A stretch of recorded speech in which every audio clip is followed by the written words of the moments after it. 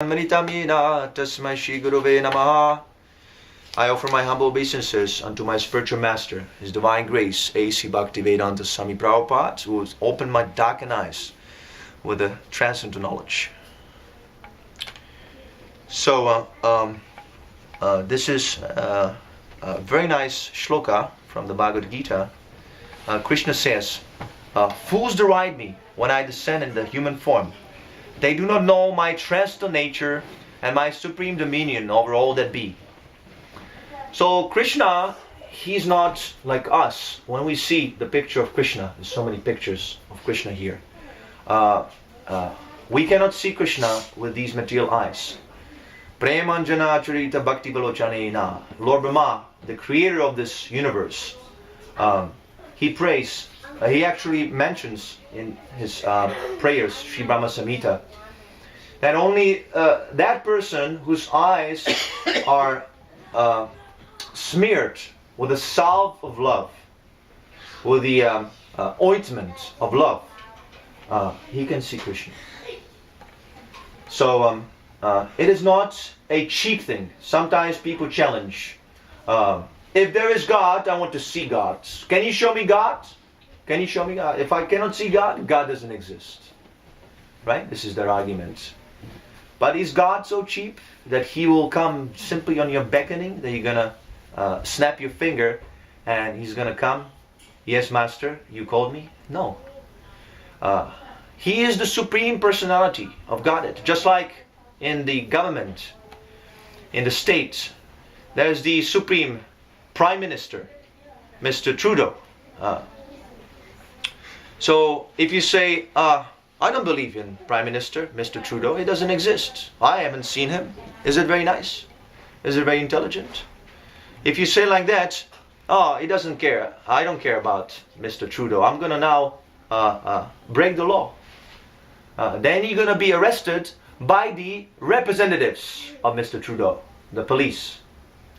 Similarly, such atheistic people, they're constantly being chastised by the representatives of the Supreme Lord, in the form of Durga Devi, just like you have the picture, Mother Durga. So Mother Durga, when you see the picture, she looks a little scary. She has a trident, and she has a necklace made of skulls and so on and so on.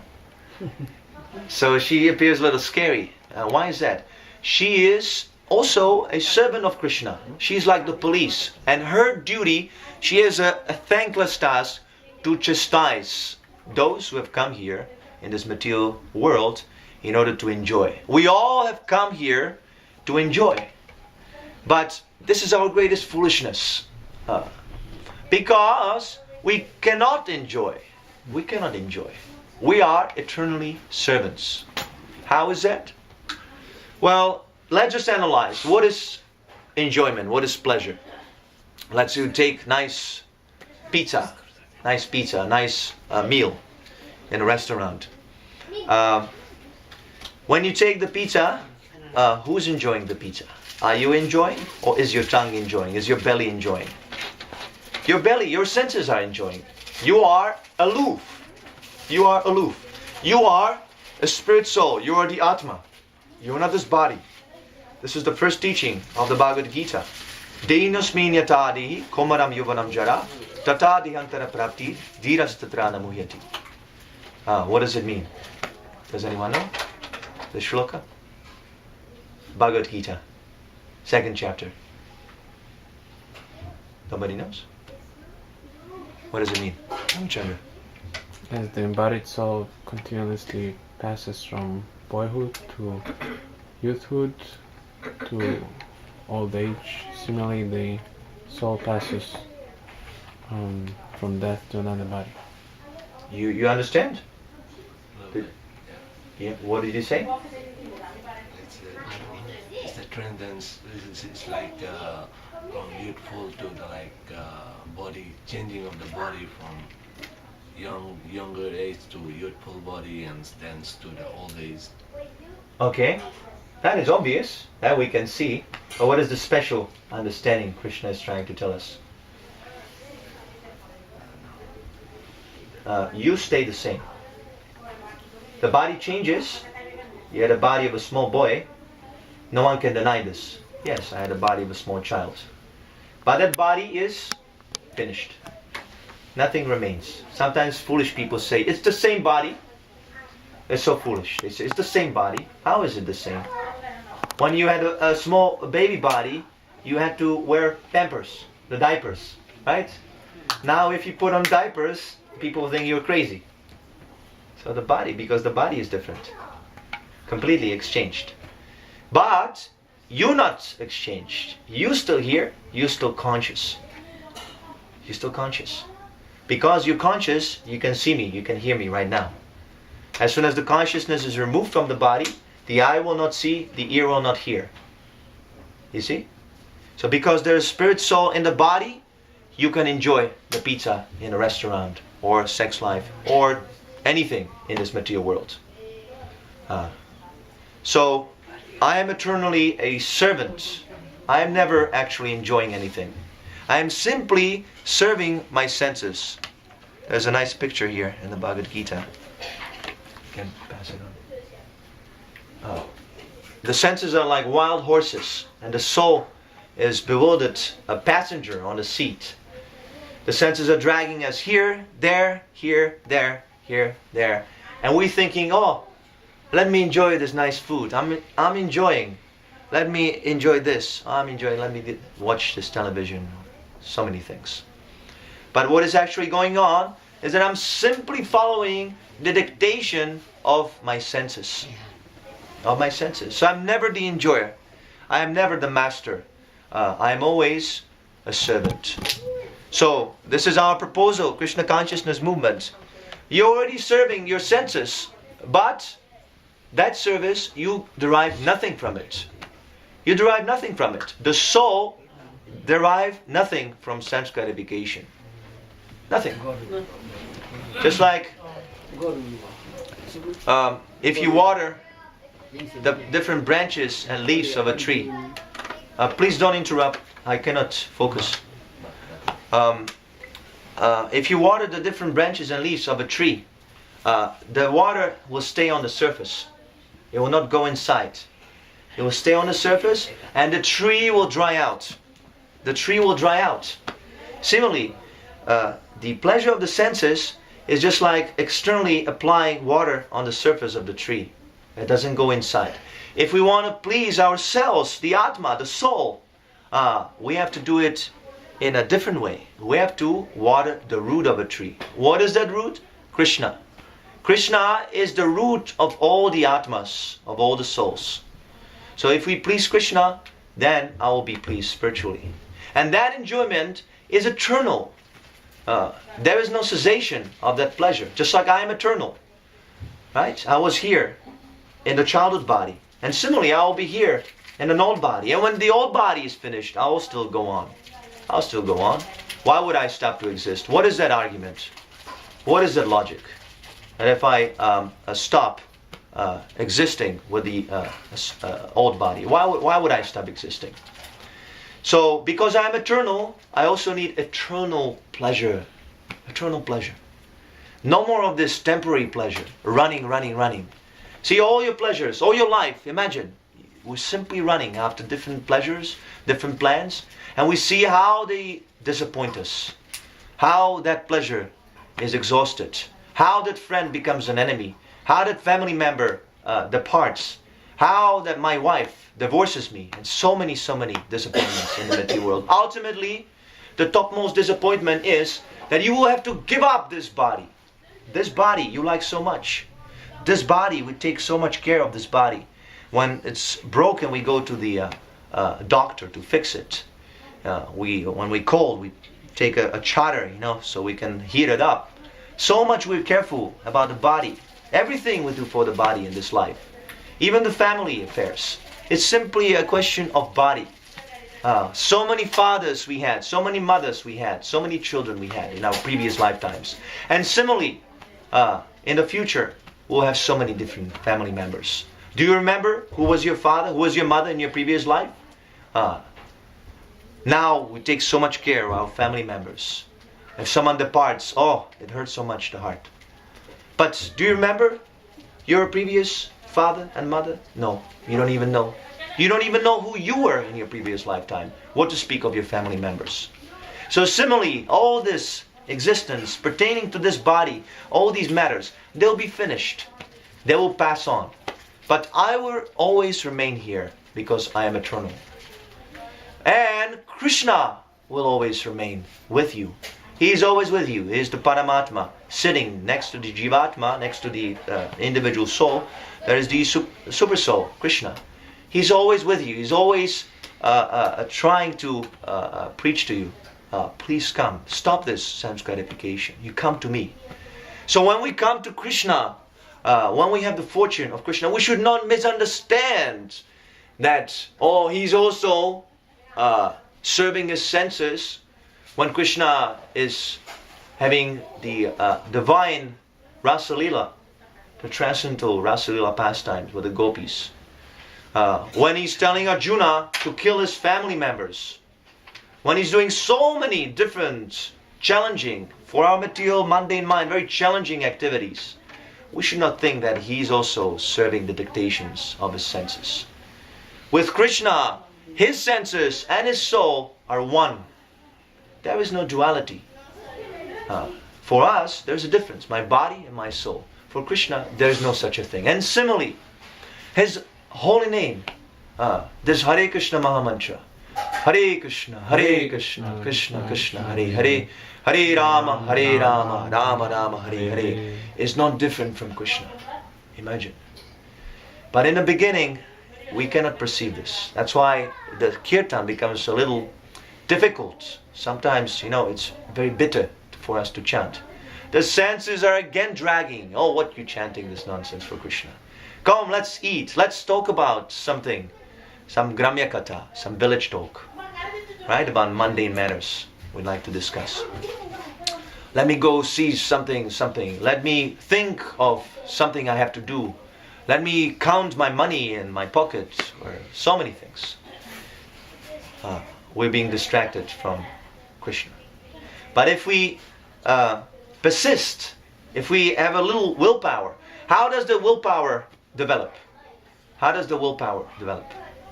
Just like if you want to make business, Srila Prabhupada mentions in his commentary on Sri Upadeshamrita. If you want to make business, then you go and you hang out with other businessmen. Because then it's very easy to get a nice business, to make a nice deal. Right? If you have some contacts, and deals are very easy to establish. So similarly, if you want to develop this willpower to taste the eternal pleasure of Krishna consciousness, then you should take shelter of Sadhu Sangha, Devotee Association. If you do not associate with devotees, then you cannot expect such willpower to come automatically. Just like Ranadi Prabhu, he says, Krishna Kripa. He says, everything is mercy of Krishna. That is so, yes. But that Krishna Kripa, if you don't want to take it, then even Krishna cannot do anything. Krishna is helpless. Krishna, the Supreme Lord, the Supreme Master, he is helpless. He cannot do anything. So, Srila Jiva Goswami, Prabhupada mentions him in this passage I've read. He says that without the understanding of the Achinta Shakti, of the inconceivable potency of Krishna, we cannot understand Krishna. It is not possible to understand Krishna. We have to accept, yes, Krishna, He is the Supreme Lord. He can do anything He likes. If we foolishly ask, oh, why Krishna is doing that? Why? There is no such a thing as why. You stop this why. You simply accept. That is the difference between a jnani, a person who's trying to approach God through knowledge, through his limited mind, and a bhakta, a devotee. A devotee, his knowledge is complete. His questions are resolved. He now engages in practical knowledge, in seva, in service. That is what we have to do. Water the root of a tree. So this seva, this chanting, is so easy. So easy. No need to make an elaborate arrangement even. A big temple and so on. You simply chant this holy name. Hare Krishna, Krishna Krishna, Hare Hare. Hare Rama, Rama Rama, Hare Hare. On and on and on. Kirtanya Sada Hari. Satatam Kirtayantamam. Constantly, 24 hours. If you can, chant this Mahamantra 24 hours. If you cannot do 24 hours, 23 hours, 22 hours. If you cannot do even that, you chant at least one time in a day this Hare Krishna Mahamantra. There's so much benefit you will derive. And if you come to the Association of Devotees, just like we have a temple, we have a center on the Burnham Street. Ramachandra, he can give you after an invitation. Then it's very easy to chant. Because when you come to the Association of Devotees, the kirtan is going on. See? Just like Ranadir Prabhu, he is a devotee. So when you come to Ranadir, the kirtan is already going on. Just like we came here today, the kirtan was already going on. The children, these are very nice children. They're chanting. The holy name is already resounding, before we actually came here. So this is the value of Devotee Association. Sorry.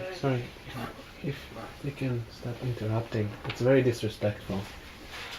If you come to the Association of Devotees, there's so many injunctions in the Vedas that this Devotee Association you cannot get so easily. That every life it will be there automatic. See, a mother, father, we have to have. That is automatic. Everyone has a mother and father in every life. Even a dog has a mother and father. But the bona fide spiritual master, that comes only once in a while. When you are ready, when you have performed pious activities, when you have qualified yourself, then the spiritual master comes. So you take advantage. Don't miss this golden opportunity. Take advantage of a bona fide spiritual master. He has already come. Srila Prabhupada, he is the bona fide spiritual master.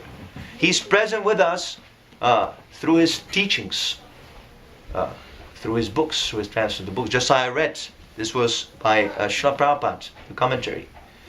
So much value in these books. Try to read them and try to chant this Hare Krishna Mahamantra. And if you have the time, please stop by in our center. We very much welcome you at any time of the day. The prasadam is ready. The kirtan is ready. Any questions you have, you can ask. We can give you advice on how to advance in spiritual life. I'll stop here. If there are any questions, you can ask.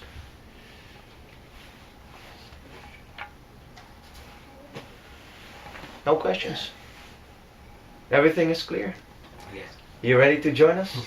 Join the temple? Give up all your family, all your jobs, everything. Fully surrender, just like Lord Chaitanya. Take sannyas? No? Okay, why not? So wait, I have a question. This person Please. you said that follows around the atheists, how do they do that? Can you say it again? What do they do to the atheists? Do they just follow them around? Who? You were mentioning that there was a deity that follows around those who don't believe in Krishna. No. During the commentary of Srila Prabhupada, the Yes. purport, There's no such a thing. Oh, I was confused because you said there was. I don't know. Okay. There's a deity following You were saying something about this person that follows around. the atheists. Yeah.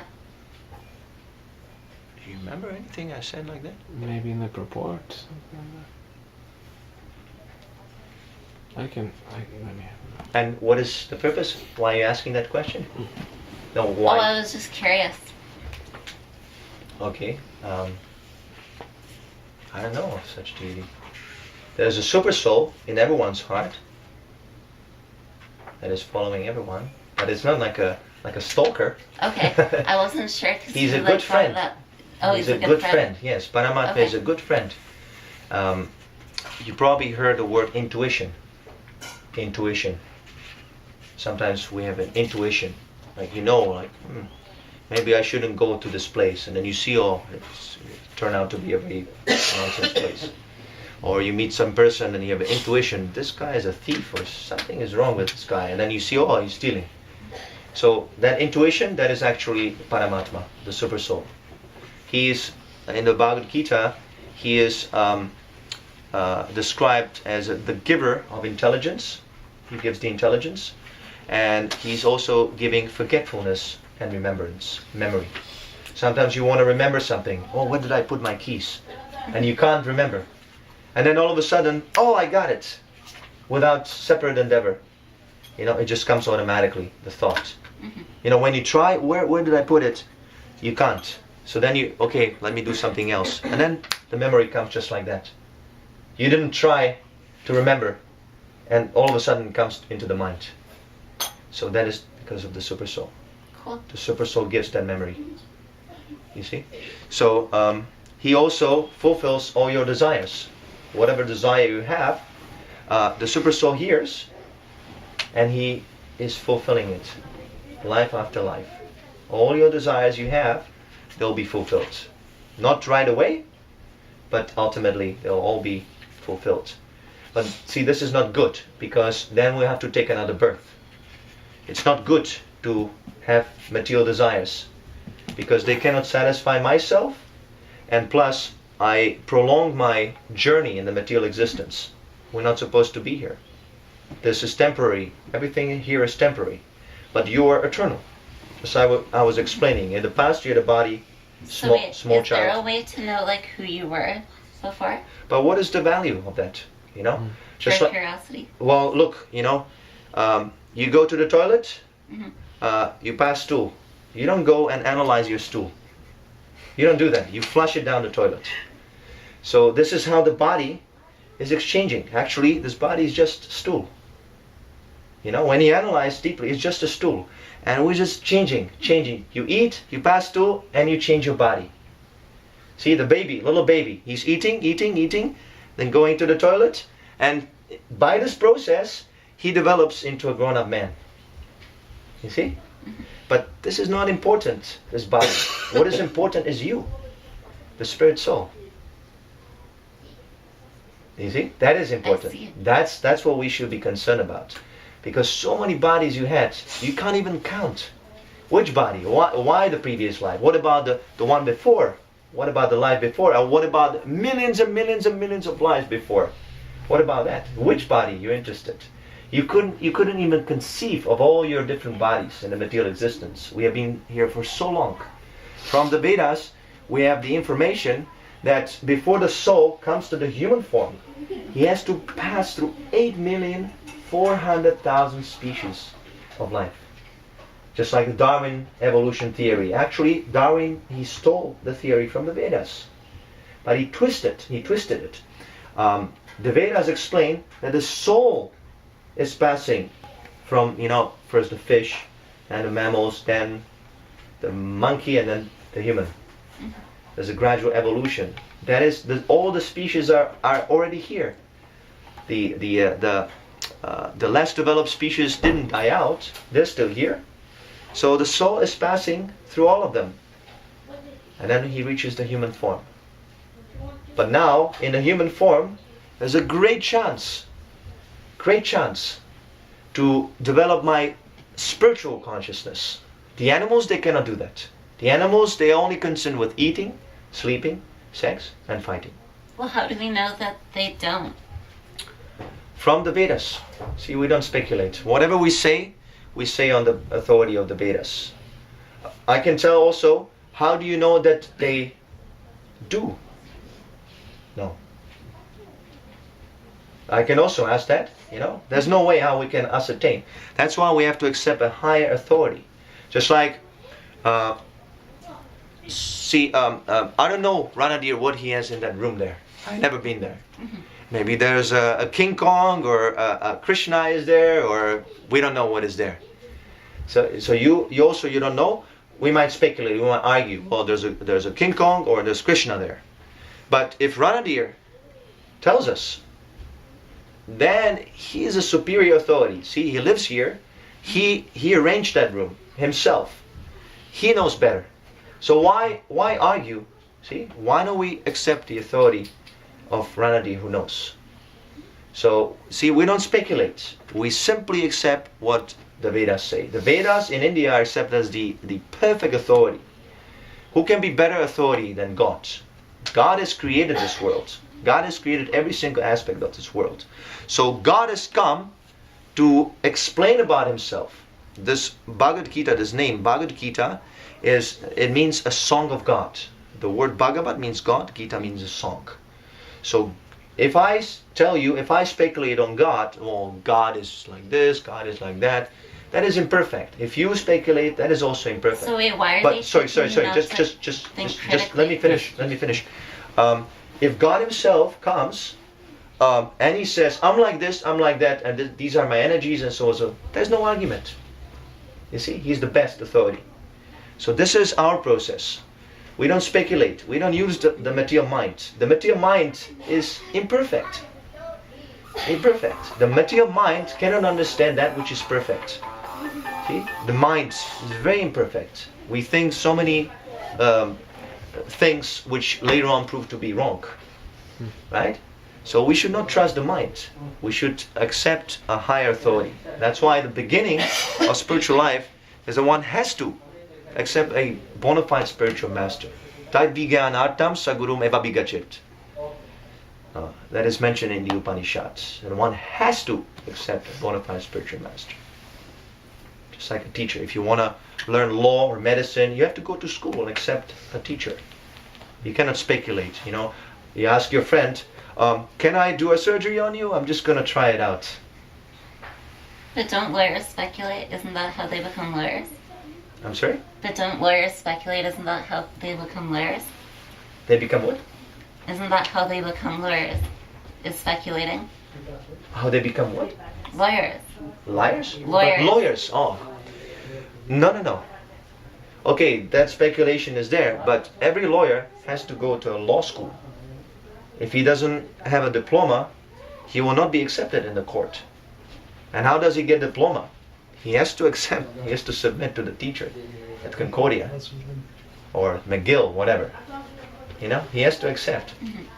If he doesn't accept, no, I don't want to learn this course. You know, I'm going to learn in my own way. You're going to fail. No diploma. It's just an analogy. You know, of course, we know the law is also crooked and imperfect and so on and so on. But the principle stays. The principle is there. How do you know who's your father?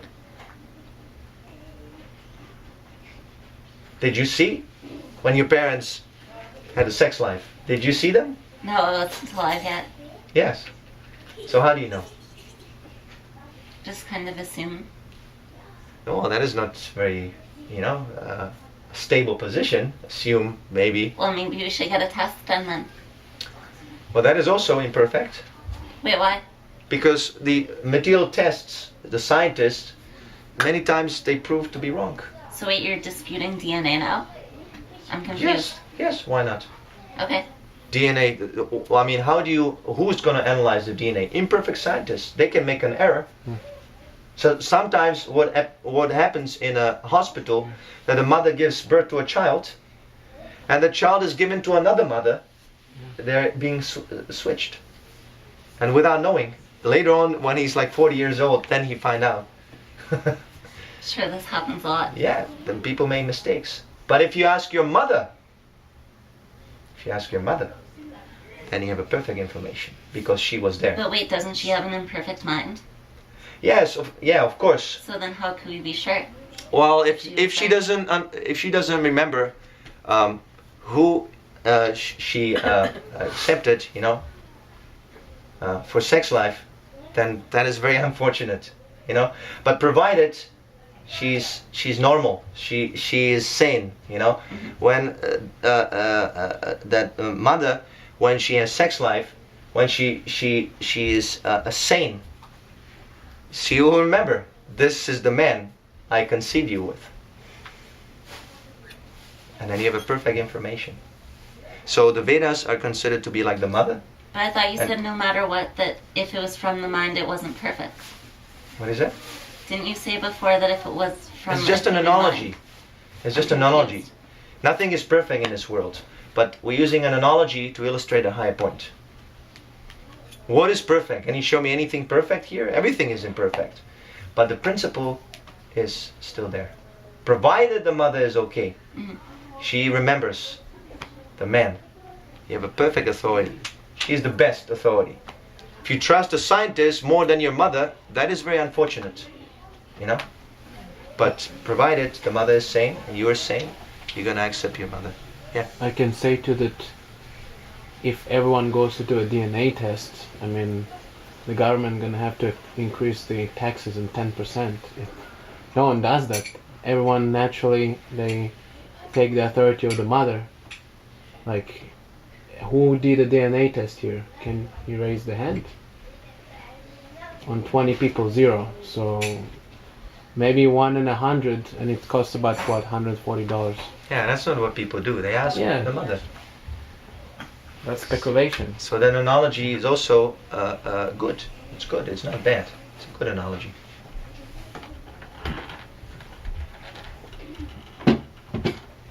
Any other questions? Sure, I'll think of some. Okay. Hare Krishna.